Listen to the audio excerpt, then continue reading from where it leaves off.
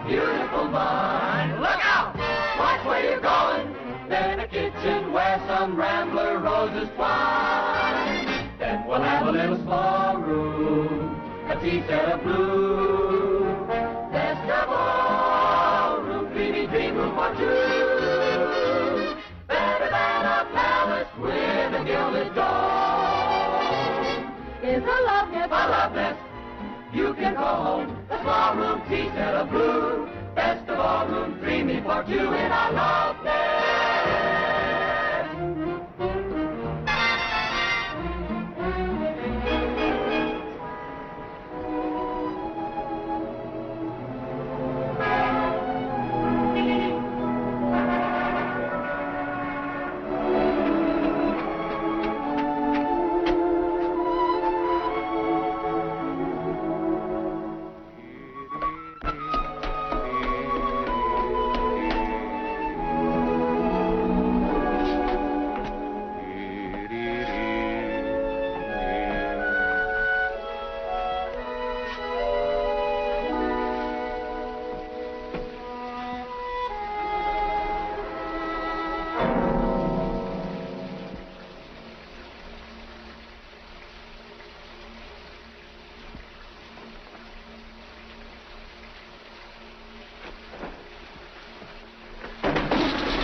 Is that you, honey? Hand me a towel, dear. All right, wise guy, get out of there. Who are you? The last person you expected to meet. What are you doing in my wife's bathtub? Your wife? Are you nuts? All right, step out of here where I can get a sock at you. Now look what you've done. You woke up the baby. Baby? Doesn't Mrs. Scott live here? No, she moved downstairs. What's the big idea anyway, barging in like you own the place? I'm sorry. Here, you better dry yourself. You might catch cold.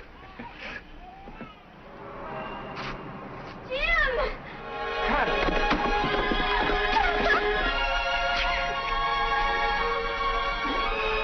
Oh. What's the matter?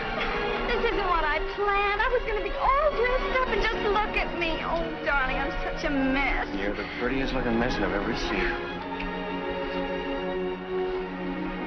Why didn't you let me know you're coming home? You want me to go away and try it again? Oh, no. No, from now on, I'm not letting you out of my sight. What's down here? Our apartment, it's a mess, too. I don't understand. I thought you said you bought a house. I did. All this is ours. I couldn't find a place to rent. I've been looking since VE Day, and now we own this whole building. But how can we afford it? Oh, it's mortgaged to the hilt, but we'll have an income from the other tenants. It's been a long time. I can't believe you're really here. When did you leave Paris? I hitched a plane ride yesterday. Thought I'd surprise you. Oh, I was going to surprise you, too. I have the place all fixed up, painted and everything. That can wait. First, we're gonna get reacquainted.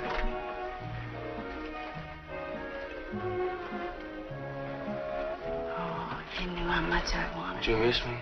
Only 24 hours a day, every day for 2.5 years. Did you really like the place, honey? It's wonderful. I had all this furniture Mother left me. It was just standing around in storage, so I thought I'd move some of it to the apartment.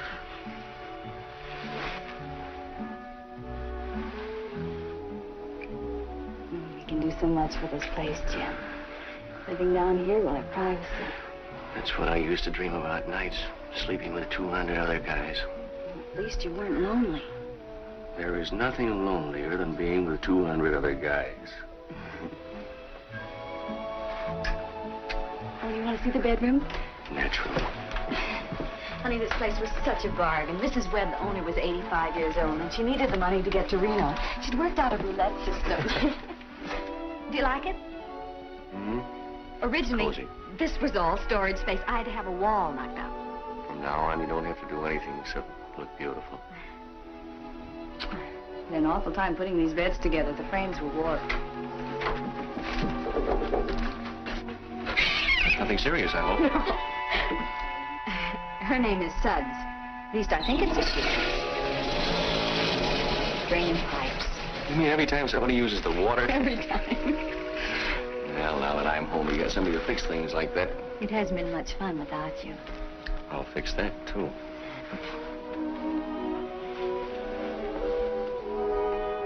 You've gained a little weight. Oh, you. There goes the doorbell. Maggot, go away. I'd better see who it is. I'm not home. You're a landlord now. The landlord is always home.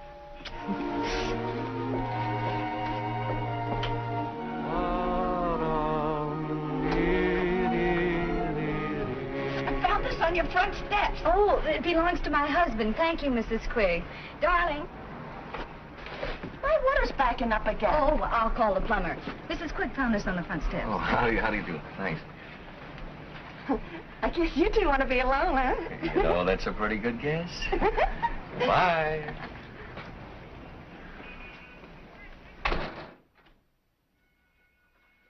Watching lots of stuff from Paris. Perfumes, nightgowns, that silk you wanted. Oh, well, let me see. Everything in its own time. What's that? There's a firehouse right down the street. Isn't that convenient?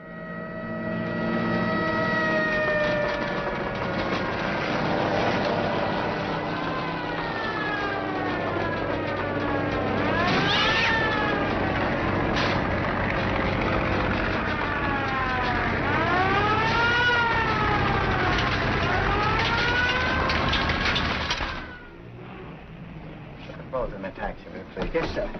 Mr. Cummings, this place won't be the same without you. You're the best tenant I ever had. Are you sure, Mrs. Mackey? Can't you tell? Thank you. And may I add that you are a jewel among landladies. Thank you. It's a shame you have to leave for Colorado so suddenly, just when you're getting settled. Yes, that's the curse of my profession. But a mining engineer must be always on the move, looking for new fields to conquer. Where do you want me to forward your mail? Dear lady, I haven't read my mail in 20 years. Letter writing has become a lost art. Thank you. Oh, I didn't give you the refund on your rent. That's quite all right. You keep it and buy something for yourself. Oh, but I couldn't do Please, that. in memory of the many happy hours I spent under your roof. Well, I guess I must be going. I wouldn't want to miss my train. Grand Central Station? Yes, sir. Hurry. Goodbye, my dear. Goodbye, Mr. Cummings. Hurry. Goodbye, Mr. Cummings.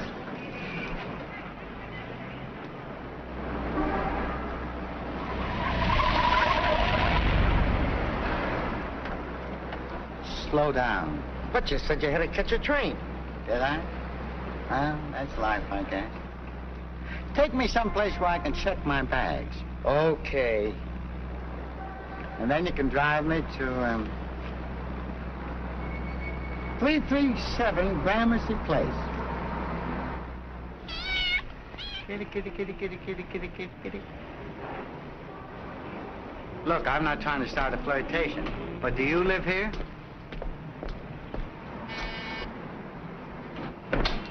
Have I the pleasure of addressing Mrs. Scott? Yes? Your cat seems to have gotten itself locked out. No, my husband threw her out. My name is Patterson, Charles Kenneth Patterson. Excelsior Rental Agency said that if I mentioned their name, an apartment might be available. Oh, yes. This is my husband, Mr. Patterson. How do you do? You're a very lucky man. I'll be glad to show you the apartment. Thank you. But somebody's already living up there. I know, the McNabs. They moved up to 3B because they needed more room for the baby. So now there's an empty apartment on the first floor. Good.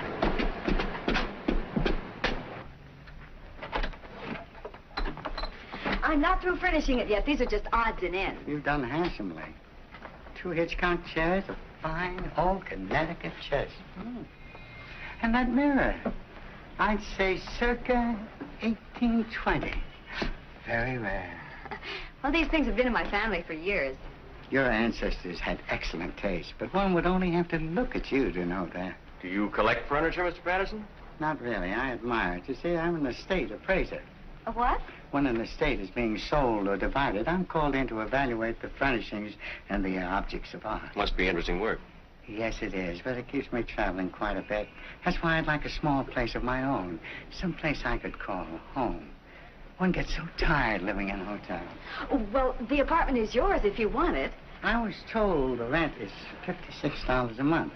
But what are you really asking? Well, $56 a month. Yes. Mr. Scott, you have restored my faith in humanity.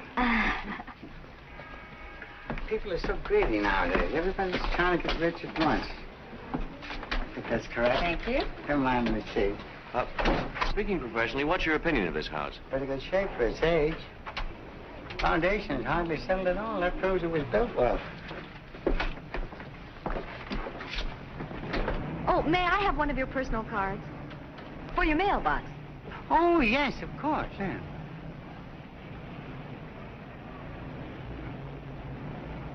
Let me see now. Just a second. There you are. That's fine. Well, I'll be moving in tomorrow. Good. Bye. Bye. Bye. He's charming, isn't he? If he were 20 years younger, I wouldn't trust him in the same room with you unless he were in a straitjacket. Thank you, darling. You know, I'm beginning to like this setup. If the money keeps on rolling in like this, I can sit home and write as I please. That's what I figured when I bought the house. No more magazine stories for women to read under the hairdryer. I got an idea for a book. I worked it out while I was on Yank. I read it in 6 months. I always wanted to be married to a novelist.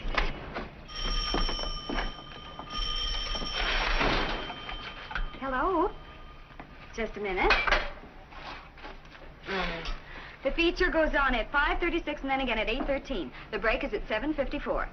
You're welcome. What is that? Well, people are always dialing this number instead of the neighborhood movie theater. It's less trouble just to keep a copy of their schedule.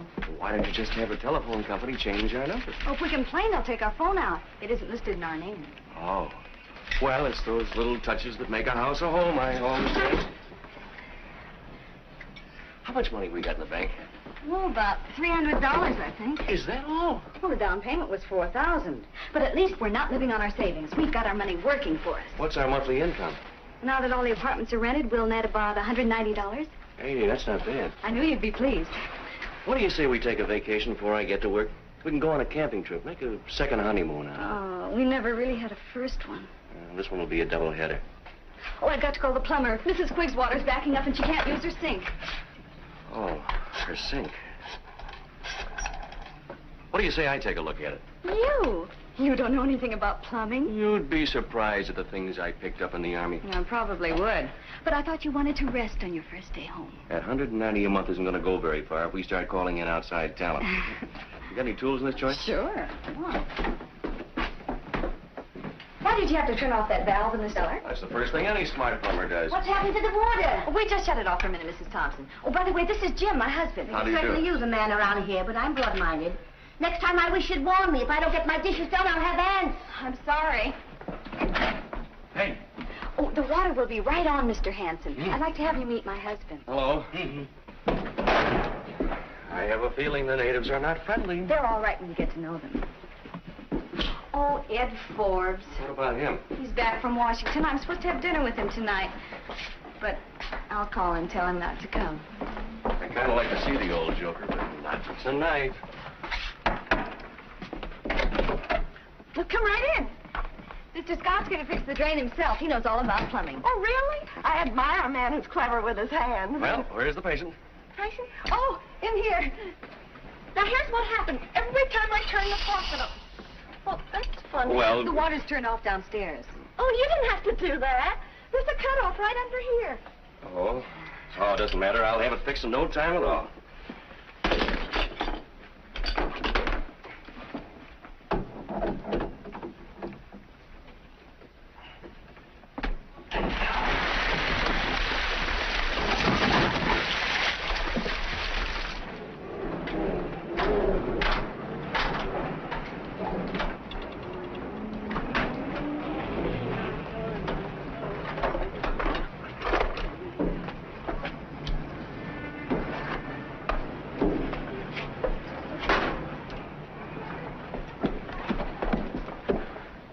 Everybody's a plumber. You'd better hurry, Mr. Fain. It's flooding into the hallway. I could have fixed it myself if I'd have had the right tools. Well, that's all right, dear. He only charges $3.50 an hour, and this is the first time he's been here all week.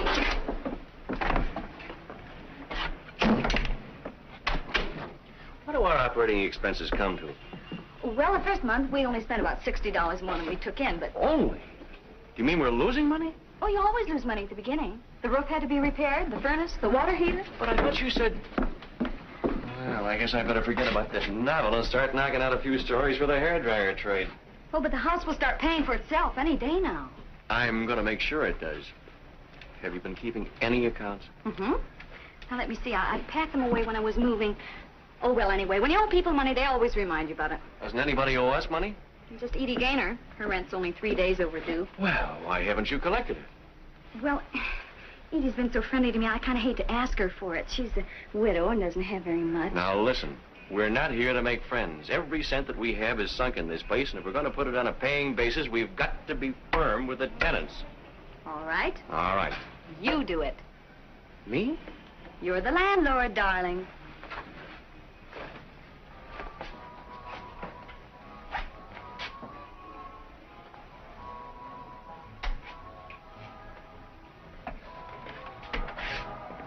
Mrs. Gaynor, I'm Jim Scott. Oh, yes, we heard you were back. This is my daughter, Florence. Glad to have you aboard. You do? Won't you come in, Mr. Scott? Well, I have a cup of tea. Thank you.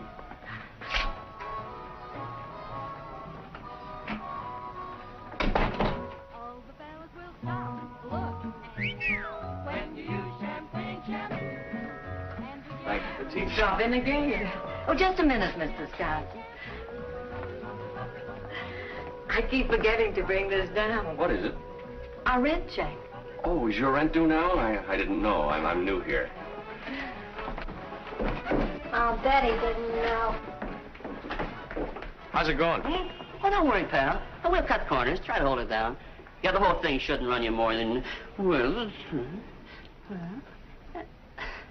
Don't worry. Certainly took you long enough. Did you get the rent? That? Well, sure. I just said, by the way, old girl, the monthly gouge is a trifle overdue, so if you'll kick in... This check is dated 3 days ago. It is? That's what a man wants from his wife, encouragement. Oh, George is waiting to help you move the rest of Mr. Patterson's furniture. Oh, no. Now, look, I've got a hard war, and Who's George? Mrs. Thompson's son. He's been a great help to me. This is not the way I plan on spending my first evening home. Hiya. Did you have a nice time in the Army? I'm beginning to think so. You can start with the Davenport. Better grab that end. Ready?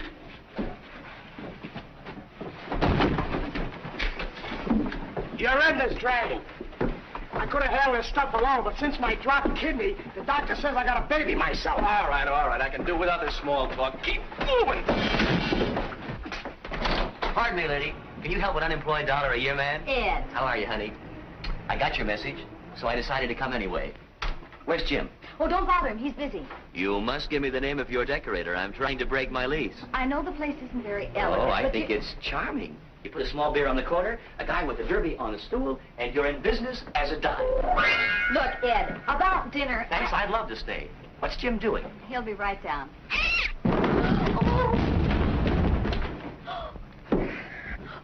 Welcome home. What else is new?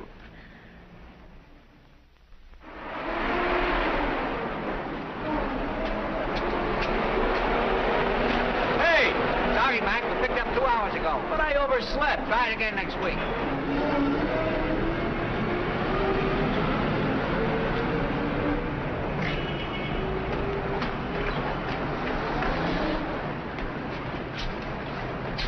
Take my bags up to apartment 1A. I'll take this. Good morning, Mr. Scott. Morning. Can I trouble you for my tea? No trouble at all.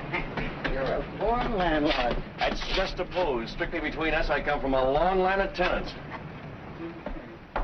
Good morning, Mr. Patterson. Oh, good morning, Mrs. Scott. Ah, you look like the veritable breath of spring. Well, thank you. Did you hear that? Mm-hmm. My husband is a writer, but he never talks to me like that. I should squander my dialogue on an audience of one? Well, if you run short, Mr. Scott, I'd be glad to lend you some of mine. You see, I've been everywhere, seen everything, heard everything, and I don't believe I've forgotten a thing.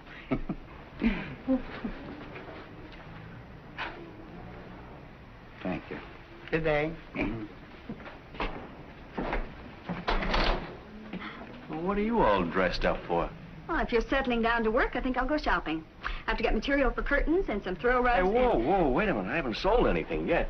Oh, this is the first chance I've had to get away from the house. Well, let me me see now. What did I do with my wallet? Last time I wore my brown shantung, so it should be in my brown suede bag. This is in my green one.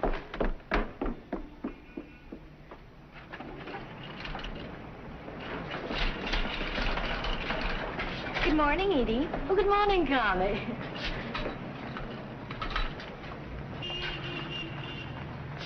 Allow me. Thank you. One more, please. Oh. You're very kind. Oh, it's nothing. Oh, on second thought, you can skip the cigarettes. I think we have enough at home. My husband smokes too much anyway. Make up your mind, will you, lady? Oh, Mr. Patterson, I see you two have met. Well, not exactly. Mrs. Gaynor is your next-door neighbor. Making it a very desirable neighborhood. She's also the best cook in the house. Oh, now, really? Please, Mrs. Gaynor, don't be modest. That's an accomplishment to be proud of. You know, I often think that half the troubles in this world are caused by bad cooking. Well, I really haven't bothered much since my husband died. No fun cooking unless you have someone to cook for. How true, how definitely true. I guess I better get back and fix Jim's lunch. He's been alone in the house all morning, working on a story.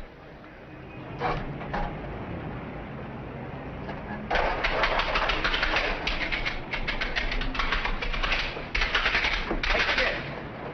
Yeah? You collect scrap? Yeah. Why don't you start now? Make yourself some dough, huh? Maybe you got something there. There you are.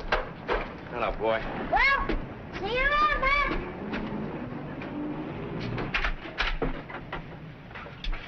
Nobody could tell this wasn't a professional job. Feels good to be doing something constructive around here for a change.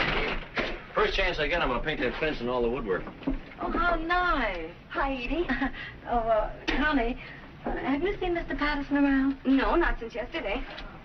I passed his door a couple of times, and I thought I heard him sneezing. There's a lot of pollen in the air. Sounds more like pneumonia to me.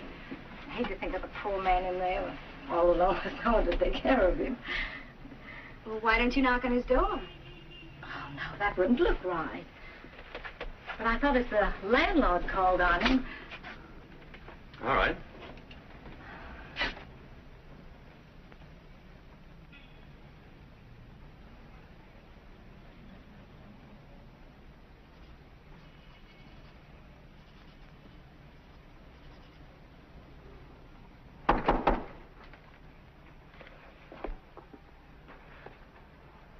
Come in.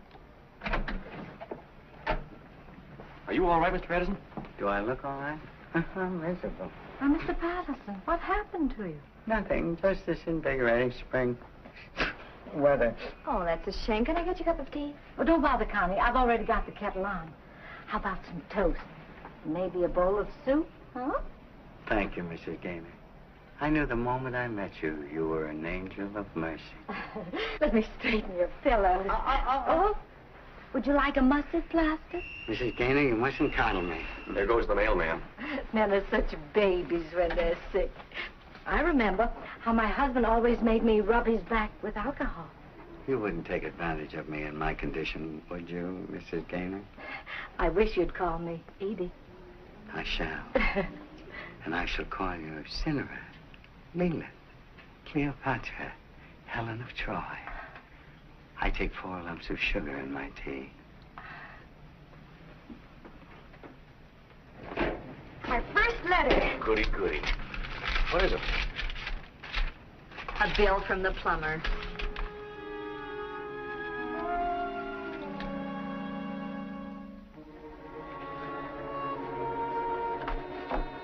Doesn't that mailman ever bring anything except bills? Tax assessment just about cleans us out. Well, I think it's unfair the way the city charges us all those taxes. What did they ever do for us? Well, they do provide us with a fire station. Come in. Hi, Charlie. Hi. I just dropped in to return these. Oh, did you enjoy the opera, Mr. Patterson? I know Edie did. That's why I took her. Oh, you aren't a fan yourself, huh? Well, I'm at a peculiar disadvantage at the opera. I understand every word they're singing. It's just the touch this room needed. Dutch curtains. Well, I have a very talented wife. Do you mind my asking, what are you writing, Mr. Scott? It's a story about a landlord who goes berserk and murders all of his tenants. Oh, he's kidding. It's really a story about Paris. You know, I've often thought that maybe my experiences might make a good book. That is, if I could find a real professional writer to whip it into shape. Well, when you do, I'd like to read it. So would a lot of people. But I doubt if any publisher even touch it. I guess you have led a pretty full life. Please don't make it past tense. I'm not through yet. Do you happen to know the brand of perfume Miss Gaynor uses? Florence? I'm leaving tomorrow on a business trip, and I'd like to bring something back for Florence. I know what to bring Edie, but the younger set. Oh, I can find out for you. Would you do that? Sure. Thank you so much. Good night, Jim. Good night. Good night. Good night. Wow. When a man starts buying presents for a woman's daughter, it looks a little serious. It's a romance, all right. Edie's had him to dinner 3 nights this week, and he took her out twice. How do you know all these things? Everybody confides in the landlady.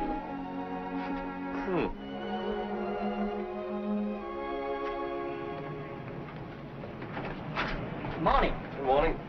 Got any 50-cent haircuts for $1.25? The speciality of the house. Hi there, James Boy. Hello, Charlie. Your next up? Thank you. Getting overhauled for your trip? Yeah, kind of slightly around the edges. Oh, Jim. What? Did your wife get a chance to talk to Florence? Oh, yeah. She uses flaming passion, but what she'd really like is something called You Can't Take It With You, only she hasn't courage enough to buy it herself. I'm beginning to believe that girl has hidden depths. Do you want a high polish or a dull finish? My dear, I don't think anything you'd start could possibly have a dull finish. What do you want done with your mail while you're gone? Oh, Jim, I never write letters, and I don't encourage anyone to write me.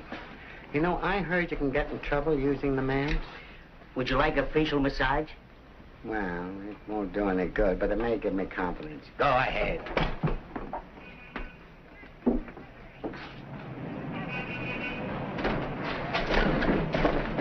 McNabb's just bought a house of their own, suckers. Oh, Mrs. McNabb, we were just saying how we hate to see you leave. We're going to miss you, too. Say goodbye to the nice man's, Jeffrey. Go ahead. Oh, sleepy. Oh, he never talks when you want him to. Well, I gotta get on with my packing. Goodbye. Bye. Goodbye. Bye. Good morning, ladies. Good morning, Mrs. Patterson. How's your rheumatism today, Mrs. Thompson? Well, if some young fellow was to ask me to go dancing, I wouldn't say no. Mrs. Craig, it's a perfectly delightful outfit you have on. I hoped you'd notice it. I have.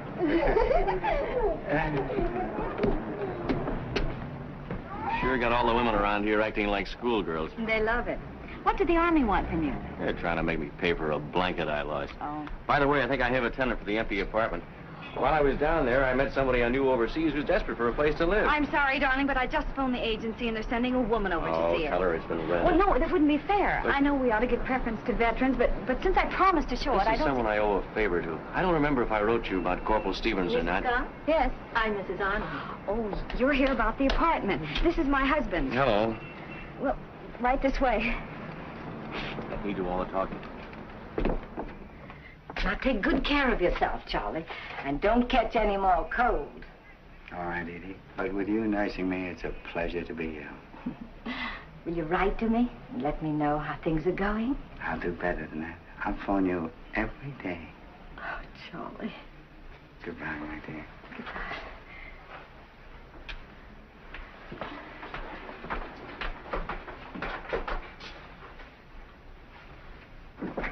It's just what I've been looking for. Don't you think the rent's a little high? Oh, no. It's very reasonable. Of course, if you don't mind climbing 2 flights of stairs. The place I live in now has 4 flights. Oh, I'm sure you can do better somewhere else, Mrs. Arnold. This place is cold in the winter and hot in the summer. The neighbors are I think noisy. I'm going to be very happy here.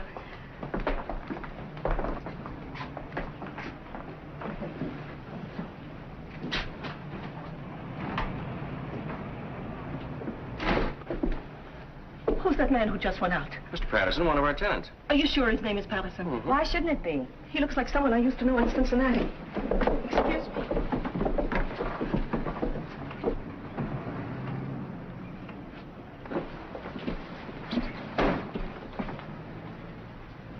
I could have sworn that was Paul Chapman. Do you know if he was in Cincinnati about 12 years ago? Oh, we don't even know where he was last week. I only wish I'd brought my glasses with me. About the apartment. Oh, I think we'd better forget it. Oh, you do? I couldn't bear to live under the same roof with someone who reminded me so much of Paul. Thanks for all your trouble. That's perfectly all right. You know, I have a funny feeling about Mr. Patterson, kind of a premonition. I'm glad I'm not married to a woman with a suspicious nature. I guess you can call your friend about the apartment. All right. You ought to know something about our new tenant. Bobby was my colonel's driver. I'm sure anybody who was in the Army with you is all right. But, Connie... I wonder if his name really is Patterson.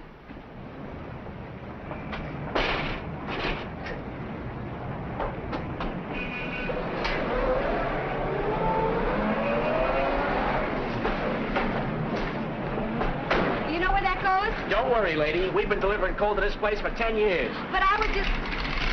Now, don't you dare touch this fence. My husband just painted it. Big deal. Pardon me. Are you the janitor's wife? No. I'm the landlord's wife. Oh, I'm sorry, Mrs. Scott. I had no idea. My name is Roberta Stevens. Jim just called me about the apartment. Oh, well, there must be some mistake. My husband's renting it to someone he knew in the Army. Well, that's me. I was a WAC. Jim and I were stationed in Paris together. Just a minute.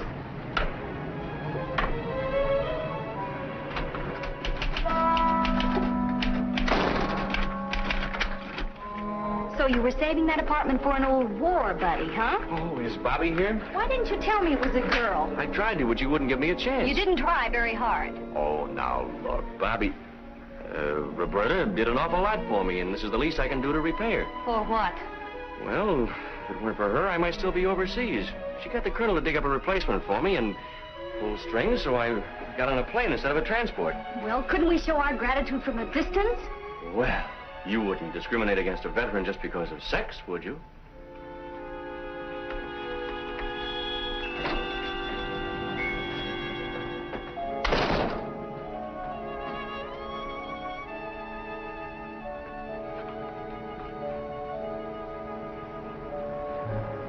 Say, remember the night I drove you to the airport? Uh-huh. Well, on the way back to Paris, I hit a hay wagon. You never saw such a mess. Took me days to get the straw out of my hair. None of the girls would believe me when I told them how it happened.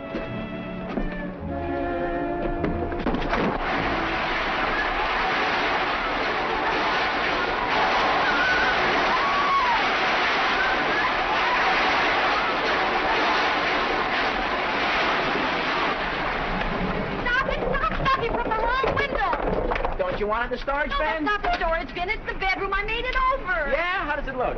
Oh, you've just ruined my bedspread and my rug. You should have confided in us, lady. Oh. Well, that about does it. Those eggheads. Say, have you seen my toolbox? Bobby's window is jammed. You're certainly going out of your way to make the new tenant feel at home. Well, that's part of my job as the landlord.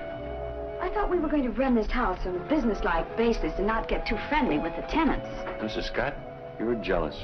You bet I am. When I think of all the people you've known in the last couple of years who've spent more time with you than your own wife. You have a whole lifetime to make up for that.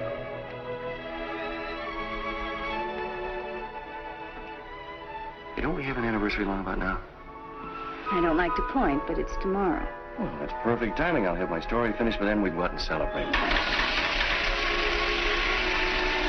I wonder where I put that toolbox.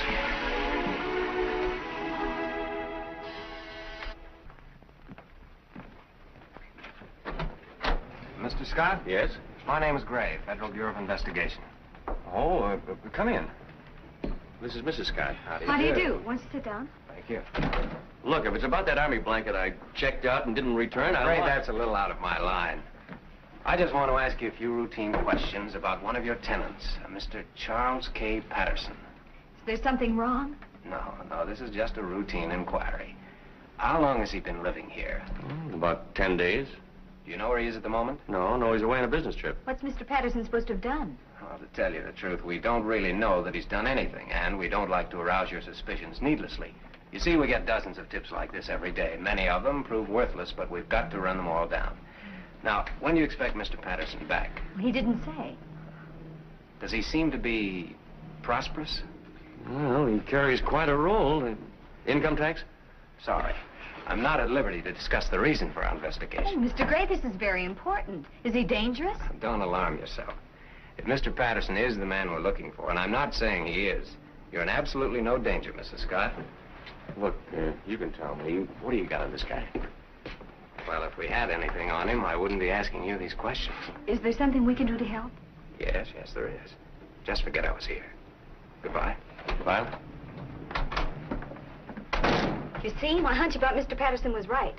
Oh, it's probably back taxes, or maybe they got a crank call from that woman who mistook him for somebody she knew in Cincinnati. What makes you think Mrs. Arnold was mistaken? Well, you heard what she said. She hadn't even seen this guy in 12 years and didn't have her glasses with her. No, I still think there's something peculiar about him. I wish I knew what he carries around in that briefcase. What suddenly turns you against Charlie? I thought you liked him. I never trust men who are too charming. That's why I married you.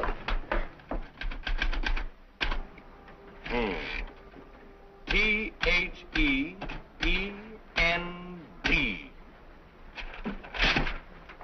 Can I read it? Well, there are a couple of facts I want to check. But... So do I. I'm just curious to know what you did while you were in Paris.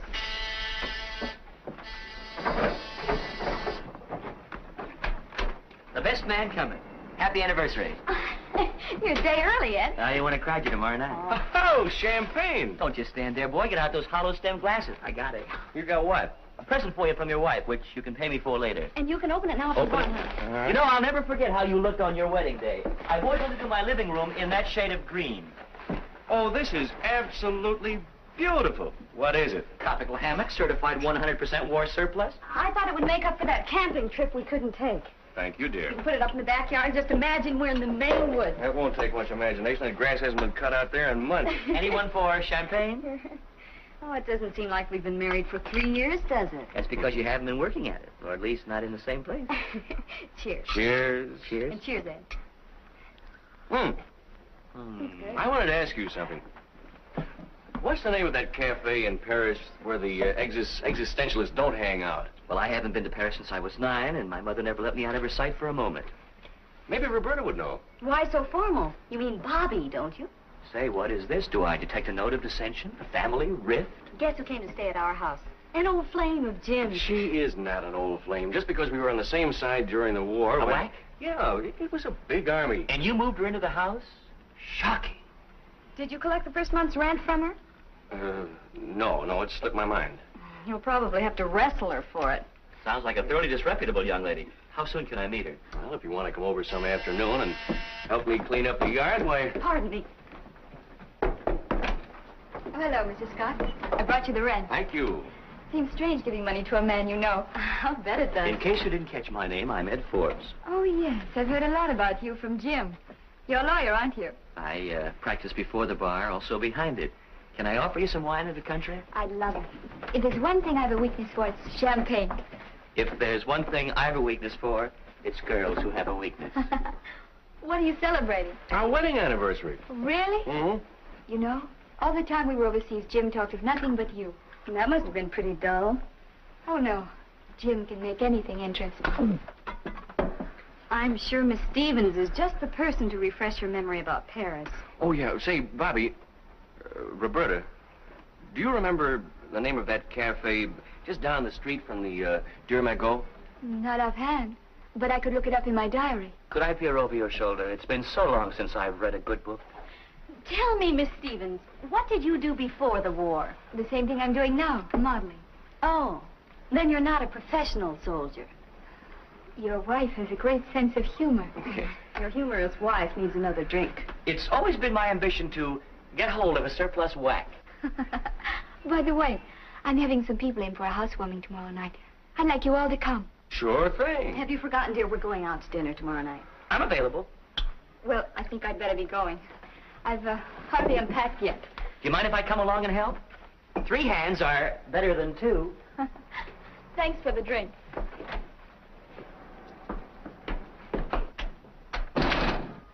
He's walking right into a trap. Yeah, but look at the babe.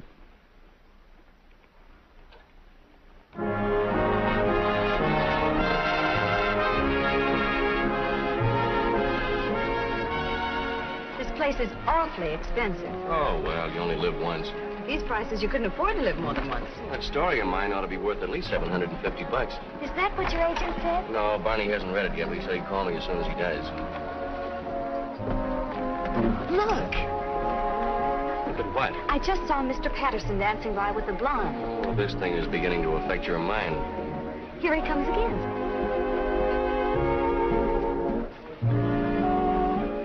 was supposed to be out of town on business. He probably came in to have dinner with his client. Some client. She looks like the type that just inherited a fat estate. Let's dance. Oh, I'm hungry. This is more important. Come on. You know, it's amazing what a clever girl can do with an old parachute.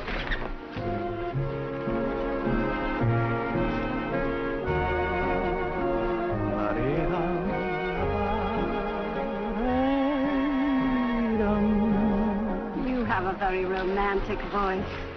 Untrained, of course. Like the thrush warbling his native wood notes. Wild.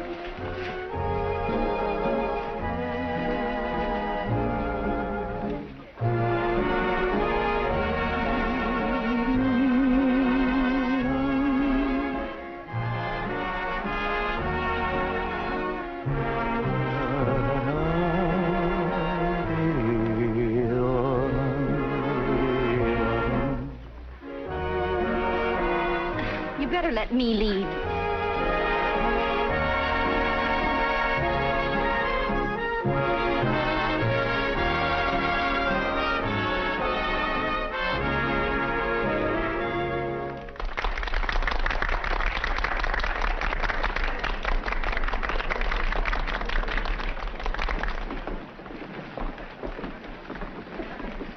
Through playing private eye? Well, that makes at least 3 women in his life, including Mrs. Arnold and Edie. He must be some kind of a bluebeard. There's only one thing wrong with your theory. All those women are alive and healthy. It's Edie, though, I'm worried about. Suppose he's already married. Excuse me, darling. Where are you going?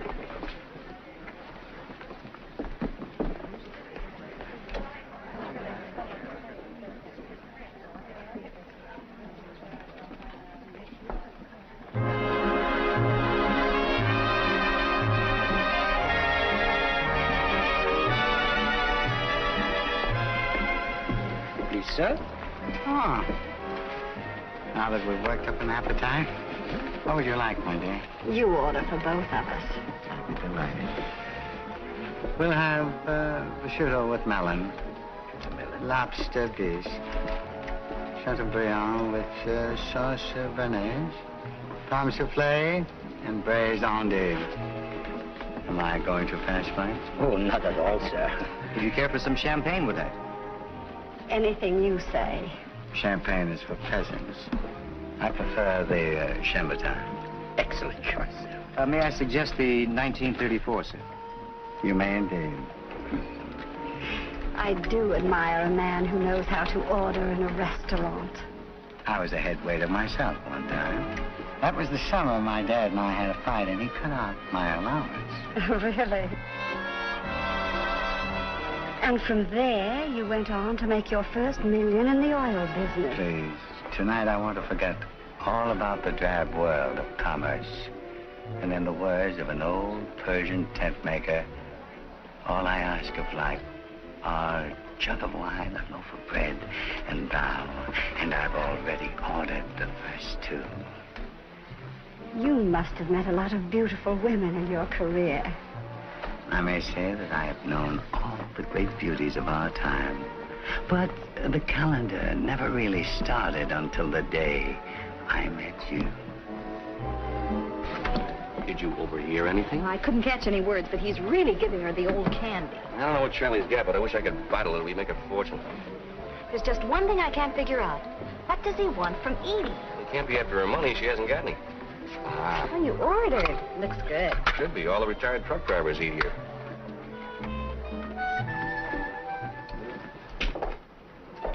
We really ought to tell Edie what we saw.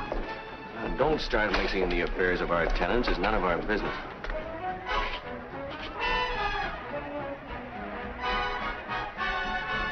You want to go up to Roberta's for a minute? She has the place warm enough without us. Sounds like our phone.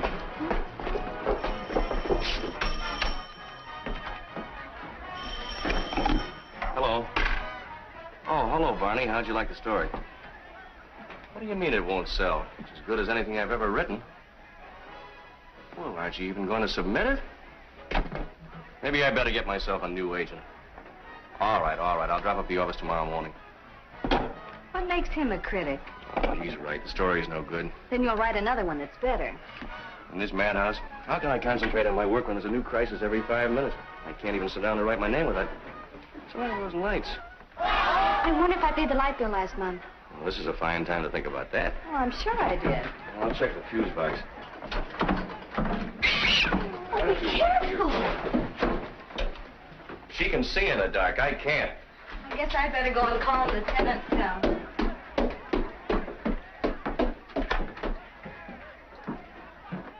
Hey, what's with the lights? It's all right, Mrs. Thompson. My husband's fixing them. Well, tell him to hurry up. I'm missing the best part of Gabrielle Heater. That's quite a party they have.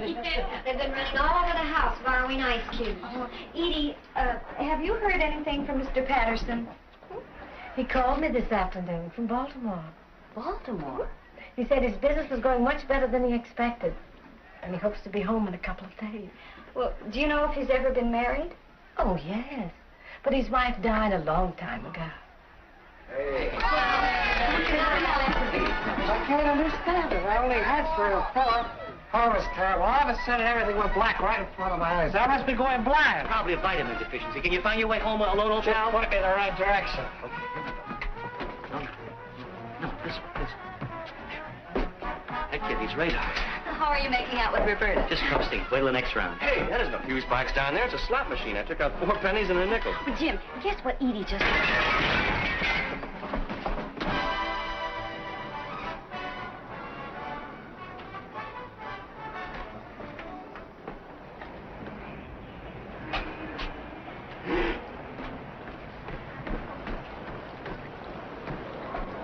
Good morning.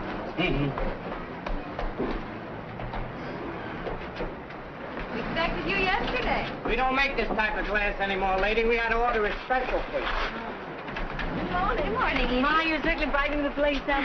House hasn't looked this good in 20 years. Jim doesn't like to admit it, but he's getting a big kick out of it. Oh, excuse me. Hello, my dear. How was the trip? Oh, wonderful. Just wonderful. Did everything work out all right for you? Yes, I was quite successful. Hello, Mr. Scott. Welcome back. Thank you. Thank you. Oh, it's lovely out here. Just lovely. I've always wanted to own a piece of land. There must have been a hot time here the night Coolidge was elected. Jim, your friend Charlie is back from his business trip. Do you think we ought to notify the FBI? What for? Mr. Gray said to forget it. Who's Charlie? He's one of our tenants, and Connie is convinced he's a master criminal, or at least a polygamist. Well, Ed, you're a lawyer. Let me put the evidence to you. Suppose somebody moved into the house, and a few days later... Place? I'm Mr. Scott. Department of Housing and Building. I'd like to inspect the premises. Yeah, sure, right through here.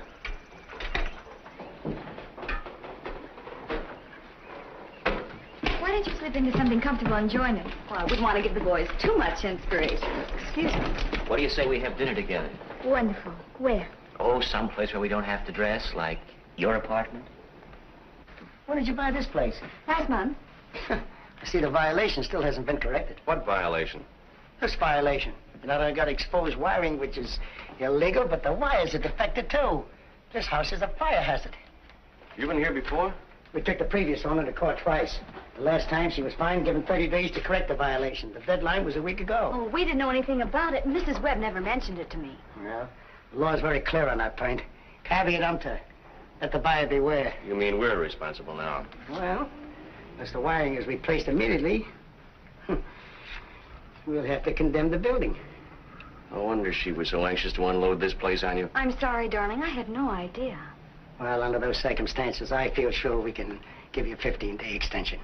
I'll take it up with the department. What if we can't pay for the job? Our problem is to keep you safe, not solvent. You'll hear from me later. I've enough from you already. Can they really condemn the place? If it doesn't burn down first. I think I'll ask Ed's advice on it. Well, Mr. Scott, Mother would like you and Connie to have dinner with us tonight. Thanks, but I'm not hungry. It's a sort of welcome home party for Mr. Patterson. Thank you. Tell her we'll be there. Wait till you see the present he bought Mother. Oh? Isn't it beautiful? May you wear it in good health, Edie. Ain't that something? Yeah. And it's a watch, too. Don't look very practical to me. I make it a rule never to be practical where women are concerned. It's much too expensive, Charlie. When they start trying to save you money for you, look out. I'm satisfied. I've been around a little longer than you have, Lan. More coffee? No, thank you. Say, Charlie, have you ever had dinner at a place called Piero's? In my time, I think I've eaten at every good restaurant in every major city in the world. Including Cincinnati? I don't particularly recall Cincinnati for its food. What's the matter, Jim? You're so quiet tonight. I've got a lot of things to be quiet about. Really? Why don't you try some of this? This is guaranteed to make you jump right out of yourself. That's one thing I'll say for my old man. He never touched a drop. You must have had a very dull life, Mrs. Thompson. Well, shall we tell them? Ladies and gentlemen, of course, I realize that you've all known Edie much longer than I, and there's no need in telling you what a dear, sweet, and considerate person she is. And having just concluded a profitable business transaction, I finally summoned up enough courage to ask Edie to give me her hand in marriage. And I'm proud and happy to say that she has accepted me. Well, congratulations. George? Give me a kiss, honey. I don't know what you could be thinking of, Edie, at your age. It's only after 40 that two people can offer each other the devotion of a lifetime and mean it. Connie, don't you have anything to say? I just hope you're not going to rush into this. Don't forget you're only old once. But after all, what do you really know about each other? Oh, as much as we need to know. We plan to leave tomorrow and get married in a lovely little spot that I found in Maryland. And after our honeymoon, we're coming back here and live in my apartment. You mean I can have this place to myself? Yes. Well, that should help. I think a toast is apropos. This is by John Webster. Is not old wine the wholesomest? Old pippins the toothsomest? Old wood burns the brightest? Old linen wash the whitest? Old soldier's sweetheart surest? Old lovers are soundest. Now, this is just an estimate, mind you. I figure the job will cost about $800. 800? Well, we have to rip out all the old wiring and put in new conduits. That means breaking into the walls and replastering. And we have to replace the light fixtures, switches, and wall sockets. Hey, maybe 800 isn't enough. Thanks. We'll let you know what we decide. In the meantime, don't miss any payments on your fire insurance. Hey, Mac! Did you call for a cab? No, I didn't. Mac! Have a good time. Weddings always make me cry. They ain't married yet. That's right. I'll see you right away. Take all the time you need. Come on, darling. Come on.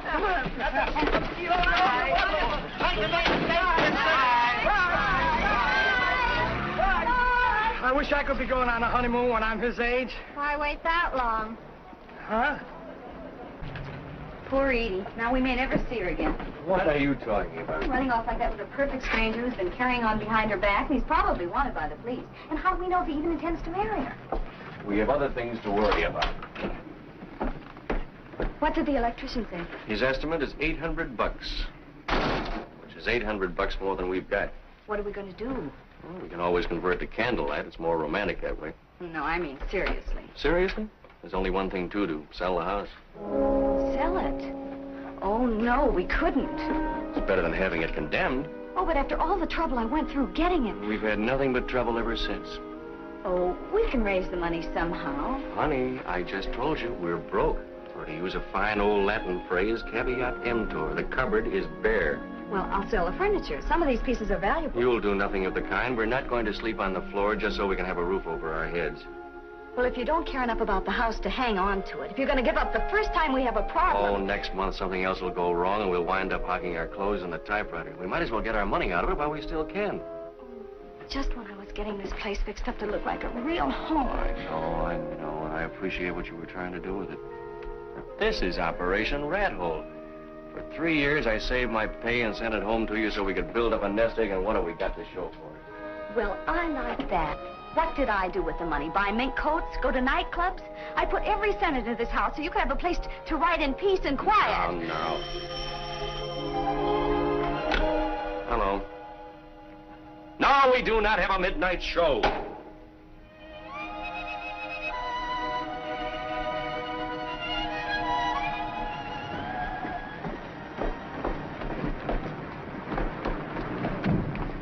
Isn't the newlywed? Hello, Mary. Hello, Edie. How was your honeymoon? Mrs. Quaid, we have both been married before. Nice to see you. Oh, Charlie, look. Oh, no.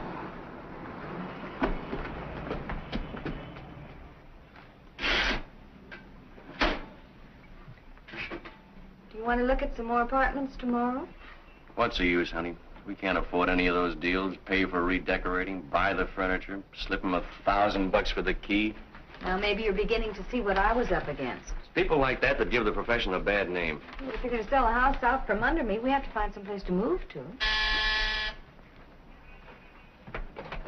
Hello, Charlie. You all married and everything? And everything. Good evening, Mrs. Scott. Good evening. Did you bring Edie back with you? Naturally. I hear you're selling the place. If we can find somebody to buy it. I feel terribly sorry to see you leave. We may not go very far, just out to the sidewalk. How much money would it take to get you out of your present difficulty? Well, we got to rewire the place, and that's going to cost $800. Is that all? Well, you can say goodbye to your worries. Oh, no, we couldn't take money from you. No, I'll have no arguments. We'll just call this, my advanced rent. But that's going to pay you up for more than a year, and we don't expect to be here that long. But you can't sell the place without replacing the wiring. That wouldn't be honest. But I still don't think that we Please don't deny me the pleasure of helping you. I know how tough it is to be young. I can remember. Besides, Edie and I have a sentimental attachment for this place. It's the first real home I've had of my own in years. I wouldn't care to be evicted. I can sign a note for the money. My boy, if we come to the point where we have to put it on paper, just a shake of your hand is enough for me. Thanks, Charlie. Well, I'll be getting back to the bride.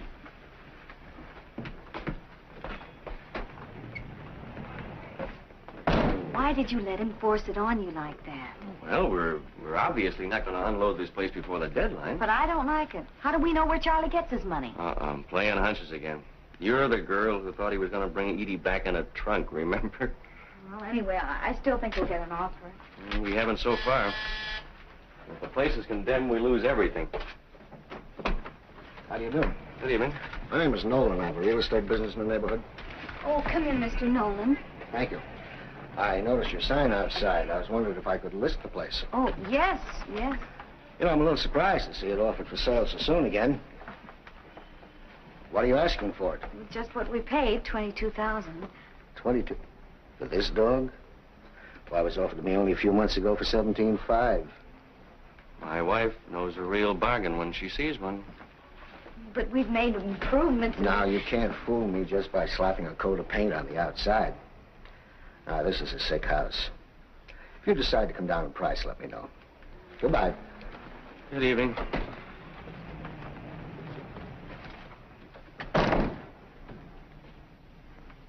All right, maybe I made a mistake.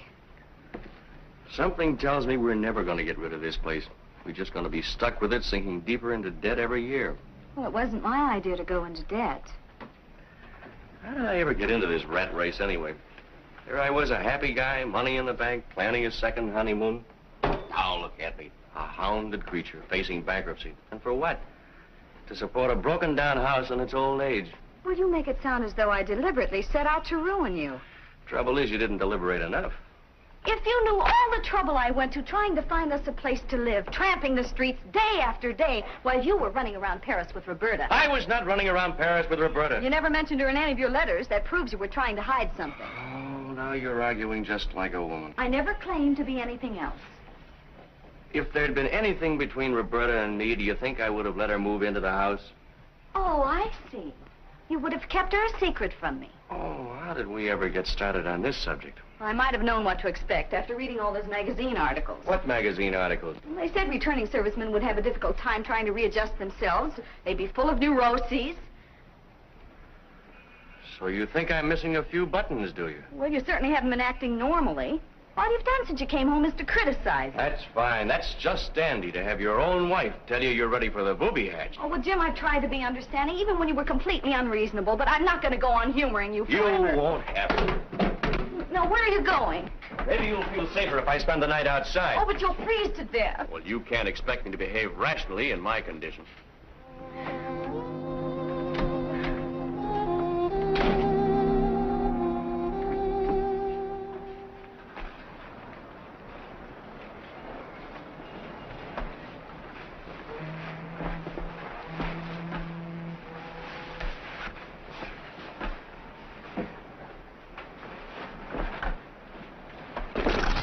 Get out of here. Go away.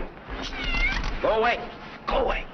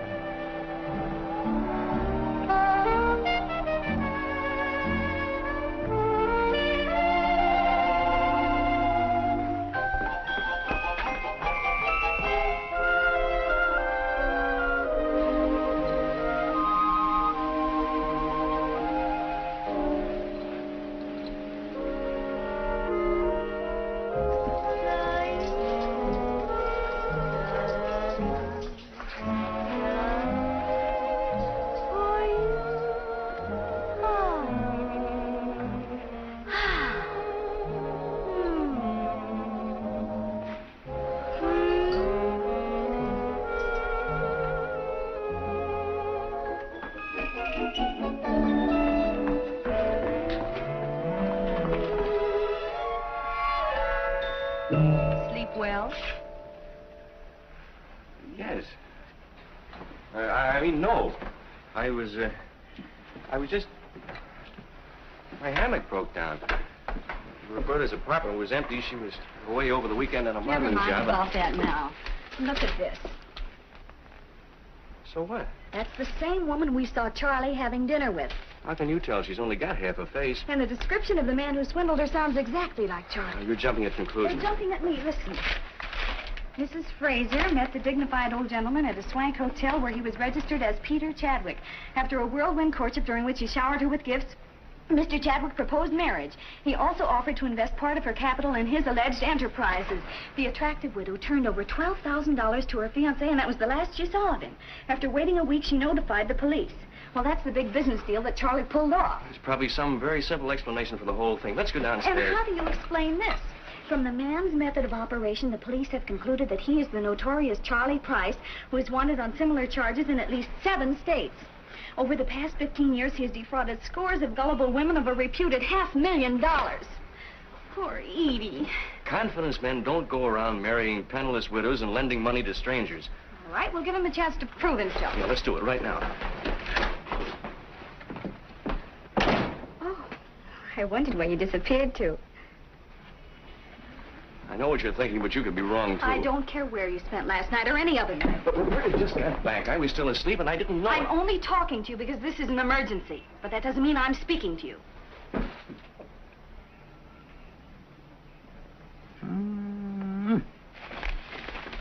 Very interesting. Is it true? Well, they'd hardly print it in a newspaper if it wasn't. You swindled all those dames? I don't like that word, swindle. Well, what would you call it? I gave these women something very precious in return. The kind of attention that they'd always dreamed about. I brought some romance to their drab existence. I made them feel that they were beautiful, desirable. And took everything they had. Not everything. I left them plenty. Well, that was very noble of you. Well, don't forget these gals were trying to take me. They thought they were getting some rich old duffer that would kick off any moment. You know he's got a point there? That's right. Stick up for him. Any man who would take advantage of a lot of poor widows. On the contrary, they were rich widows. And why were they rich? Because their husbands worked themselves into early graves just to leave them well fixed. I felt that I owed it to all men, everywhere, to get back a little of that money and have some fun. But, Charlie, where does Edie fit into this picture? Yes. I love Edie. You have a funny way of showing it, running around with Mrs. Fraser. That was my farewell performance. I wanted to start my marriage on a sound financial footing. You mean you're retired? Well, that's entirely up to both of you after what you already know.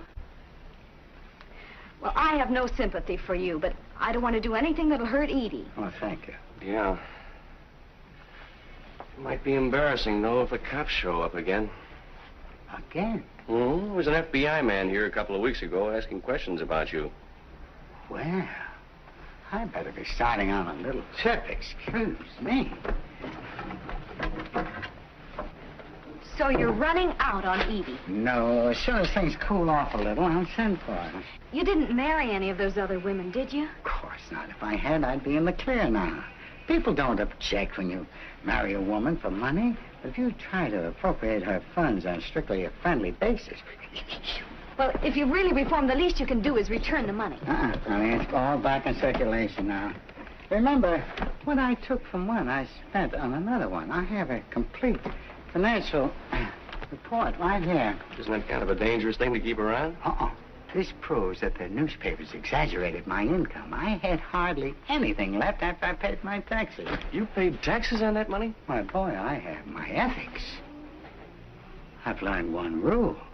Never monkey with the Bureau of Internal Revenue. But one thing is sure, we can't keep the $800 you lent us. No, you're right. Spend it right away and I'll take it off the book. Hello, Edie. Oh, look, Jimmy, there's a man outside to see you. Thank you. I'll catch you before you leave. Okay, don't. Where are you going, Charlie? Oh, honey, it's necessary that I leave town. Leave town? Yeah, hurriedly. But why? It's urgent business, dear. Business. Can I help you? Oh, Mr. Scott? Yes. My name's Clark. I understand this property's on the market. Yes. We're glad to show you around. Well, I've had my eye on it for some time, and if we can agree on terms, you've got yourself a deal. Well, now, you won't go wrong buying this place. For example, notice the construction. Solid. Foundation's hardly settled at all. Well, what's your monthly income? Yes, we've got a great bunch of tenants, quiet, respectable, never cause any trouble whatsoever. Would you excuse me a minute? Charlie, the police are here. Goodbye, my dear. Back. Charlie, what's happening? Charlie! What's the matter? The house is loaded with cops. Look after Edie, will you, please? Not that way, over the fence.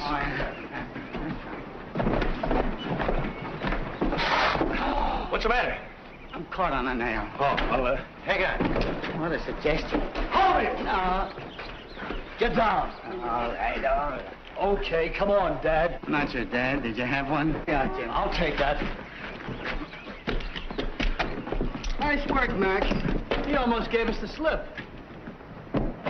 What's going on here? How should I know? Such I commotion. don't understand. Why should the police want Charlie? Now, Edie, you've got to be brave. What's happened to Mr. Scott? This is no way to do business. Oh, Carl. Bernard.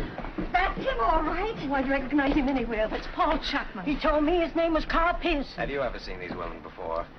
Yes, I have, and they're all charming ladies. You beast. Peter, how could you do this to me? It isn't true about all these other women, is it? What are they doing to you, Charlie? Edie, you're the only woman I love. And these past few weeks together have been the happiest of my life. I want you to remember that. And nothing I've done and nothing they can do to me will ever change that. All right, let's go. Oh, Bernard, how could you? You and your jug of wine and your native wood notes wild. Did you say all those things to her? Come on, will you? So long, Charlie. Poor guy.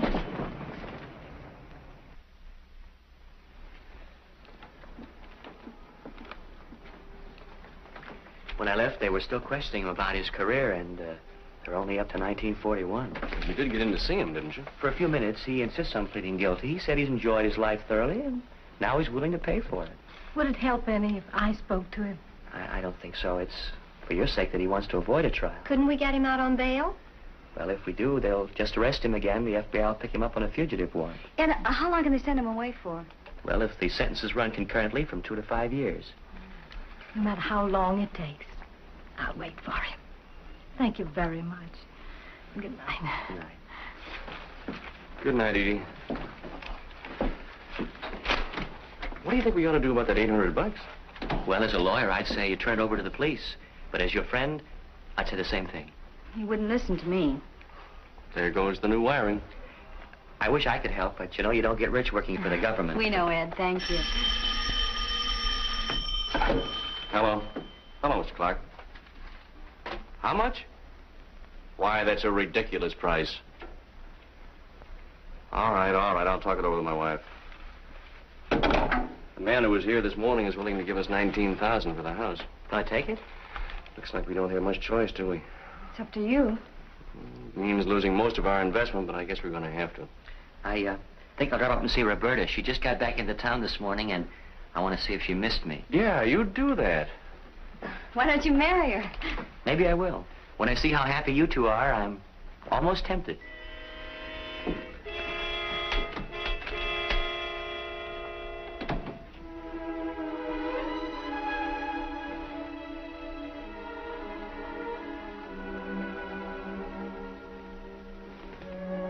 Are you asleep? You know, it's fine. Now that we've actually decided to leave this place, I'm going to miss it. I guess we've done a pretty good job around here. Certainly the best-looking house on the block. The tenants seem to like us. Look what Charlie tried to do for us. What's the matter? Now you change your mind after making my life miserable all these weeks. You know I didn't mean it. All you had to do was say one kind word to me. Just one kind word. I'm sorry, darling.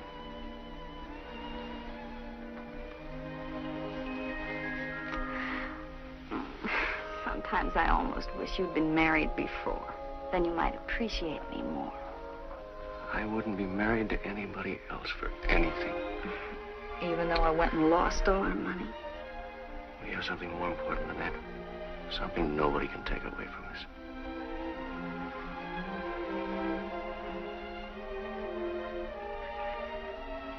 Oh, I wish there was some way we could save the house. I suppose it would take a miracle now, wouldn't it? When I was overseas, home meant just one thing. You, not a piece of real estate.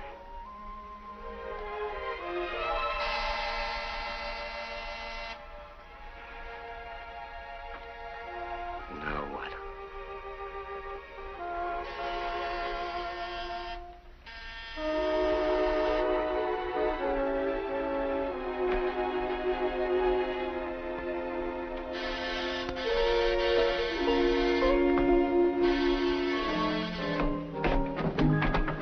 Your name, Jim Stock? Yes. Police Department. We've been going over Mr. Patterson's records. It seems he turned over $800 to you yesterday. That's right. It was a loan. That's not the way Charlie tells it. He said he paid you the money so you wouldn't give him away to the authorities. Why, that's a lie. But Charlie's been very frank with us about everything else. Why should he lie about this? I don't know. I thought we were friends. I even tried to protect you. Then you admit covering up for him. I don't admit anything. My husband was going to return that money in the morning. Well, if it's all the same to you, we'll go to the station now, ma'am. Oh, is it all right if I change my clothes? Go ahead. Thanks. Your friend, Charlie, your benefactor. I warned you, but you just laughed at my intuition. I don't need a lecture. I need a lawyer. Now get Ed on the phone.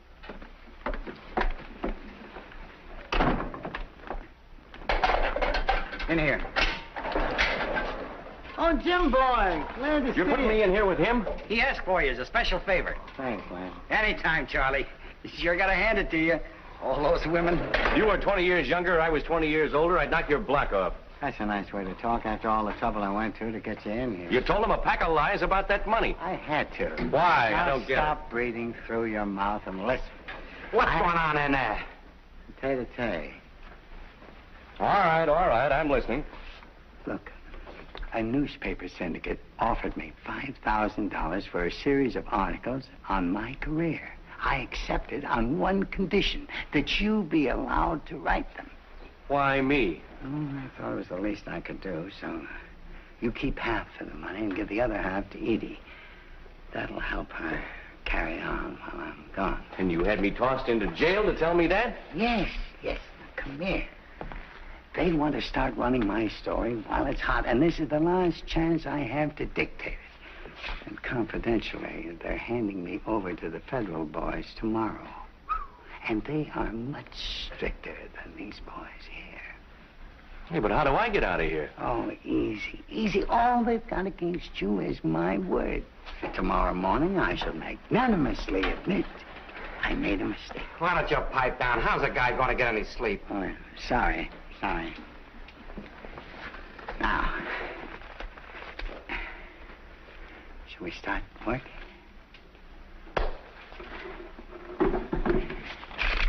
I shall never forget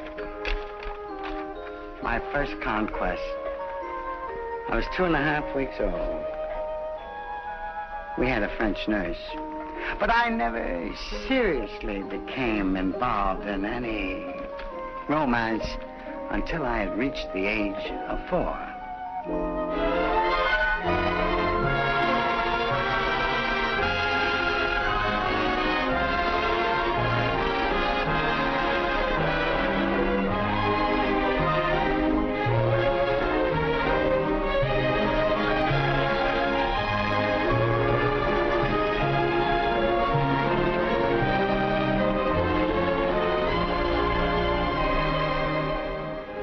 My client is willing to give you $35,000 for the house.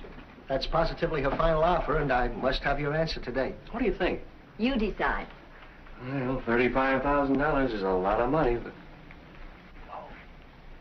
but the house isn't for sale at any price.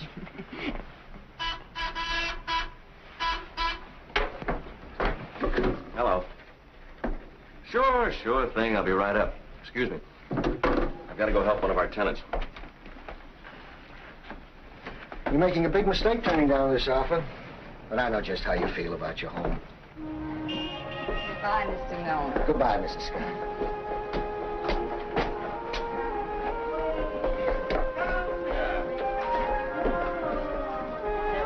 I got it. We got it. Yep.